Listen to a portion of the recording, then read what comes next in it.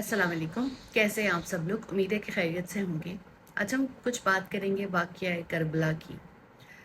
ये दिन बहुत अहमियत का हामिल है क्योंकि इस दिन जन्नत के शहज़ादे ने उस वक़्त के यज़ीद के सामने जो है वो कलमा हक़ बयान करते हुए अपनी जान जो है वो कुर्बान कर दी थी। हज़रत इमाम हुसैन नवासा रसूल और हज़रत फ़ातिमा और हज़रत अली के लख़्ते जिगर, वो जिनको ज़िंदगी में ही जो है वो जन्नत की बिशारत मिल गई हो, तहम उन्होंने फिर भी उस वक्त के ज़ालिम बादशाह यजीद की बैत से इनकार किया और उन्होंने सच्चाई का रास्ता इख्तियार करते हुए अपने ख़ानदान समेत जो है वो अपनी जानें कुर्बान कर दी।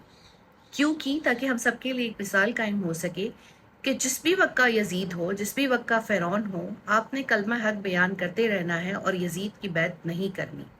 इसलिए सिर्फ सोग मना लेने से, काले कपड़े पहन लेने से आप आशूरा नहीं मना सकते। आप वाक़या करबला को याद या ज़िंदा नहीं कर सकते जब तक कि आप खुद अपने अंदर हुसैनी औसाफ पैदा ना करें और वक्त यजीद के सामने कलमा हक बयान ना करें। हम बहुत से लोगों को देखते हैं जो कि खुद को हुसैनी पैरोकार जो है वो कहते हैं, लेकिन असल में वो यजीद के पैरोकार हैं और वो यजीद की तकलीद कर रहे हैं। तो ऐसे तमाम लोगों से गुजारिश है कि अब भी वक्त है, मुनाफ़क़त छोड़ दें और इस गुनाह को छोड़ दें और वक्त के यजीद की पैरवी से तौबा कर लें, क्योंकि अगर अल्लाह ताला का कुदरत का निज़ाम जो है वो काम करना शुरू हो गया तो फिर वापसी का कोई रास्ता नहीं होगा।